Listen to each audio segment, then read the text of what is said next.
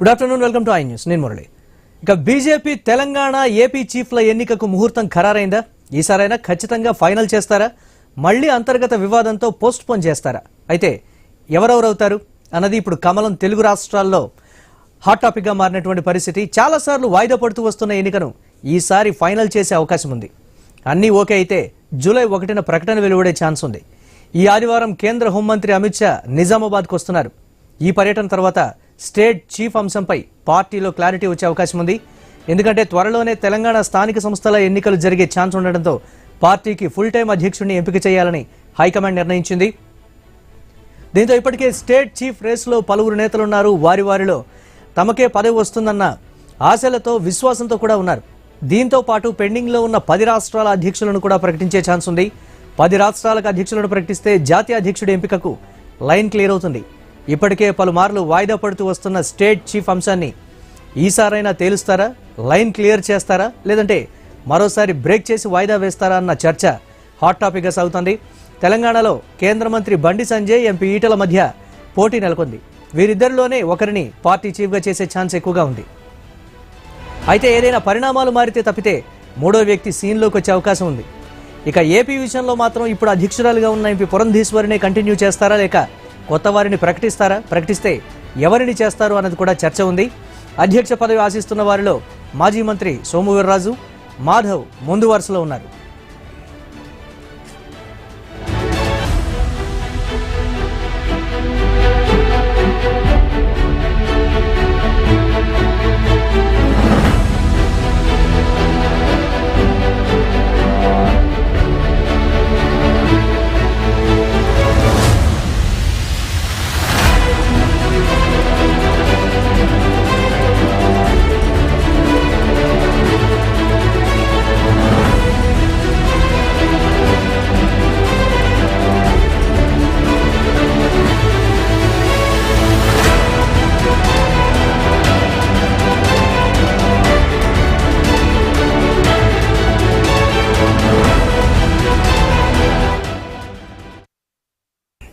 ఇక కేంద్ర హోంశాఖ మంత్రి అమిత్ షా తెలంగాణ టూర్లో భాగంగా పార్టీ ముఖ్య నేతలతో ప్రత్యేకంగా భేటీ కానున్నారు.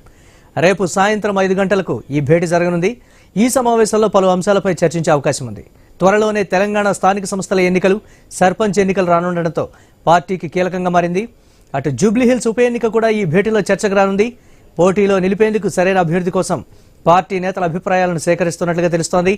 ఇలాంటి టైంలో అధ్యక్షుడి ప్రకటన ముందు అమిత్ షా ముఖ్య నేతలతో భేటీ కావడం ప్రాధాన్యత సంతరించుకుంది. ఈ సమావేశంలోనే గ్రీన్ సిగ్నల్ ఇస్తారా? పార్టీ చీఫ్ను ప్రకటించి అసంతృప్తితో ఉండే వారిని బుజ్జగిస్తారా? వారికి వేరే పదవులు ఇస్తారా అన్నదే ఇప్పుడు చర్చ.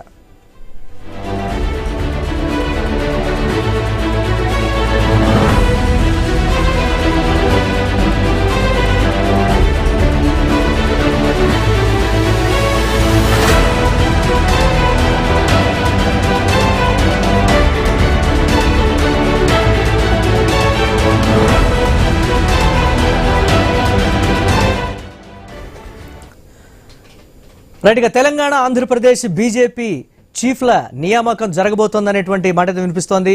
అన్నీ కుదిరితే వచ్చే నెల 1వ తేదీన దీనికి సంబంధించి ప్రకటన కూడా వెలువడేటువంటి అవకాశం ఉంది. దీనిపై మరిన్ని అప్డేట్స్ మా స్పెషల్ కరెస్పాండెంట్ సునీల్ అందిస్తారు. ఎస్ సునీల్. బీజేపీ తెలంగాణ రాష్ట్ర అధ్యక్ష పదవికి సంబంధించి ముహూర్తం దాదాపుగా ఖరారైంది. ఇక జూలై ఫస్ట్ వీక్ లో అధ్యక్షుడు ఎవరనేది తేలబోతుంది. దీనికి సంబంధించి ఇప్పటికే జాతీయ నాయకత్వం నుంచి ఇక రాష్ట్ర నాయకత్వానికి గ్రీన్ సిగ్నల్ అందిందనే చెప్పాలి. ఆ మేరకు ఇక ఎవరెవరు పోటీలో ఉంటారు అనేది దరఖాస్తులు తీసుకోబోతున్నారు. జూలై 1వ తేదీన ఇక వీటికి సంబంధించి బీజేపీ కార్యాలయంలో దరఖాస్తులు తీసుకునే అవకాశం ఉంటుంది.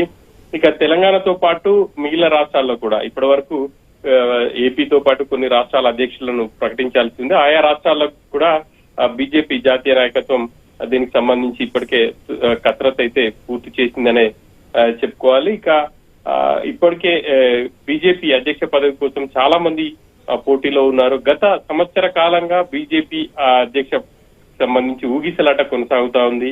ఒకానొక సందర్భంలో ఇక అధ్యక్షుడిగా ఎన్నిక అధ్యక్షుడిని ఇటు బీజేపీ జాతీయ నాయకత్వం ప్రకటించడమే ఆలస్యం, 1-2 రోజుల్లో వెలువడుతుంది అని చెప్పేసి కూడా చాలా సందర్భాల్లో బీజేపీ నేతలు అయితే చెప్తూ వచ్చారు. కానీ వాటన్నిటికీ పక్కన పెడుతూ ఇక ఒక క్లారిటీ అయితే వచ్చింది. ఇక జూలైలో ఖచ్చితంగా ఒక సమర్థవంతమైనటువంటి నాయకుడిని ఎన్నిక చేసుకోబోతున్నాం, ఆయన నాయకత్వంలోనే స్థానిక సంస్థల ఎన్నికలకు వెళ్లబోతున్నాం అన్న అంశాన్ని బీజేపీ సీనియర్ నేత ఎంపీ రాజ్యసభ ఎంపీ లక్ష్మణ్ చెప్తూ వస్తున్నారు. ఇక మరి ఎవరు పోటీల్లో ఉంటారు అనేది చూడాల్సిన అంశం. ఇక తెలంగాణ, ఏపీతో పాటు దాదాపుగా దేశవ్యాప్తంగా 10 రాష్ట్రాల అధ్యక్షులను కూడా బీజేపీ ప్రకటించబోతుంది. దానికి సంబంధించి లైన్ క్లియర్ అయిందని చెప్పేసి చెప్పుకోవచ్చు. మరి ఇక తెలంగాణలో ఎవరి వైపు జాతీయ నాయకత్వం మొగ్గు చూపుతుంది అనేది చూడాలి. గతంలో బీజేపీ రాష్ట్ర అధ్యక్షులుగా బండి సంజయ్ తో పాటు కిషన్ రెడ్డి, లక్ష్మణ్ పనిచేశారు. ఇక మరి ఈసారి కొత్త వాళ్లకు చాలా తీవ్రంగా పోటీ ఉంది. ఈ అధ్యక్ష పదవి రేస్ లో ఈటెల రాజేందర్, అదేవిధంగా డీకే అరుణ ముందున్నారని చెప్పుకోవాలి.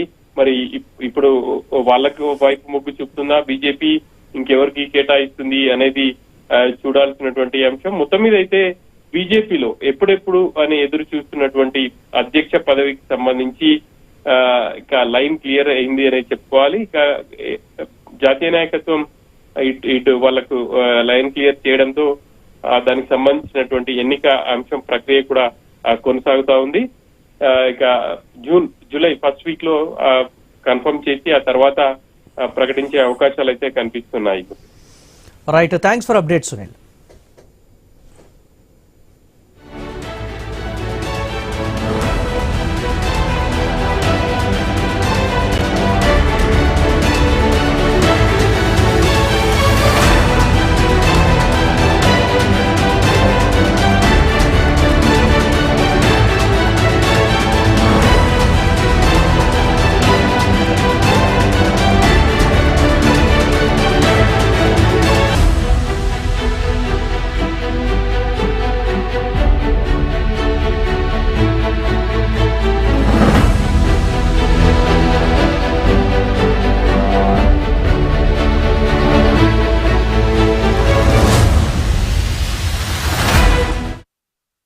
రెడ్డిగా బీజేపీ తెలంగాణ, ఏపీ చీఫ్ల ఎన్నికకు ముహూర్తం ఖరారైనటువంటి బ్రేకింగ్ న్యూస్ చూస్తున్నాం. ఈసారైనా ఖచ్చితంగా ఫైనల్ చేస్తారా లేక మళ్ళీ అంతర్గత వివాదంతో వాయిదా వేస్తారా అనేటువంటి అనుమానాలు అయితే ఉన్నాయి. అయితే ఒకవేళ అధ్యక్షులైతే ఎవరెవరు అవుతారు అన్నది కూడా ఇప్పుడు కమలం పార్టీ 2 తెలుగు రాష్ట్రాల్లో ఒకంత హాట్ టాపిక్ గా మారినటువంటి పరిస్థితి ఉంది. ఇటు తెలంగాణలో కావచ్చు, అటు ఆంధ్రప్రదేశ్లో కావచ్చు ఒకంత పోటీ నెలకొన్నటువంటి పరిస్థితి ఉంది.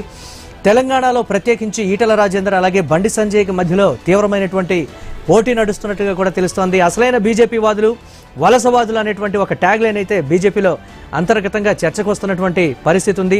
అటు ఆంధ్రప్రదేశ్లో కూడా సక్సెస్ఫుల్గా పురంధేశ్వరినే కంటిన్యూ చేస్తారా లేకపోతే సోము వీర్రాజు కావచ్చు లేకపోతే ఇతర నేతలు కూడా పోటీ పడుతున్నారనేటువంటి ఒక మాట అయితే చెప్తున్నారు. ఈ 2 తెలుగు రాష్ట్రాలే కాక కేంద్రం పూర్తి స్థాయిలో దీనికి సంబంధించి 10 రాష్ట్రాల అధ్యక్షుల్ని కూడా మార్పు అనేది ఉండబోతుంది అనేటువంటి మాట. ఈ 10 రాష్ట్రాల అధ్యక్షుల్ని కూడా డిసైడ్ చేసిన తర్వాత భారతీయ జనతా పార్టీ కేంద్ర చీఫ్ని కూడా మార్చేటువంటి ఛాన్సెస్ ఉన్నాయి. దానికి సంబంధించి ఎన్నిక కూడా లైన్ క్లియర్ అవబోతుంది అనేటువంటి ఒక మాట. ఇటు తెలంగాణలో హోంమంత్రి అమిత్ షా రేపు తెలంగాణ బీజేపీ నేతలతో సమావేశం కాబోతున్నారు. ఈ సమావేశం అనంతరం కూడా ఒక నిర్ణయానికి వచ్చేటువంటి అవకాశం ఉండేటువంటి ప్రస్తుత పరిస్థితి ఉంది. ఇక దీనికి సంబంధించి మనతో పాటు డిబేట్లో పార్టిసిపేట్ చేస్తున్నారు అందే సత్యం గారు, ప్రముఖ పొలిటికల్ అనలిస్ట్, అలాగే గంగాపురం వెంకటరెడ్డి గారు, అధికార ప్రతినిధి భారతీయ జనతా పార్టీ. వారు మరి కాసేపట్లో జాయిన్ అవుతారు. ముందుగా అందే సత్యం గారు ఉన్నారు అందుబాటులో. సత్యం గారు నమస్తే. నమస్తే అండి. 2 తెలుగు రాష్ట్రాల బీజేపీ చీఫ్ల నియామకం అనేది ఆల్మోస్ట్ ఖరారైపోయింది. ప్రకటించడం ఒకటే తరువాయి అనేటువంటి ఒక మాట. పలుమార్లు వాయిదాలు పడుతూ వస్తున్నటువంటి పరిస్థితి. తెలంగాణలో పరిస్థితులు వేరు, ఆంధ్రప్రదేశ్లో పరిస్థితులు అనేవి కూడా కొన్ని డిఫరెంట్గా ఉండేటువంటి సిచ్యువేషన్స్. ఏం చెప్తారు మీరు దీనికి సంబంధించి? తెలంగాణలో నెక్స్ట్ అధికారం మాదే అన్నటువంటి కాన్ఫిడెన్స్ లో ఉన్నారు బీజేపీ వాళ్ళు. ఆంధ్రలో ఆ పరిస్థితి లేదు. అక్కడ పార్టీని పటిష్టం చేసే ఉద్దేశం తప్ప అధికారంలోకి వచ్చే ఆబ్జెక్టివ్లో లేరు. కాబట్టి తెలంగాణలో ఆల్టర్నేటివ్ మేమే కాంగ్రెస్ కొనేటువంటి కాన్ఫిడెన్స్లు ఉన్నారు.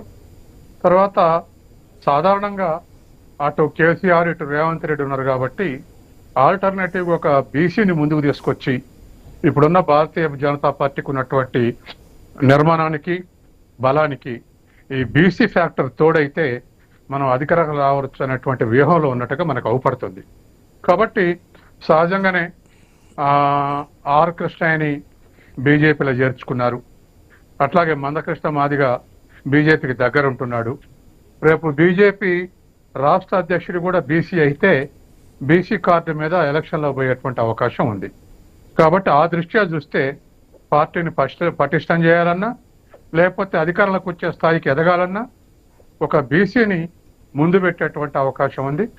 మనం ఎప్పటి నుంచో అనుకుంటున్నాం బండి సంజయ్ లేదా ఈటల రాజేందర్ ఎవరో ఒకరు కావచ్చని. ఇప్పుడు ఉన్నటువంటి ఓవరాల్ గా డీకే అరుణకు వేరే ఒక పదవి ఇచ్చారు.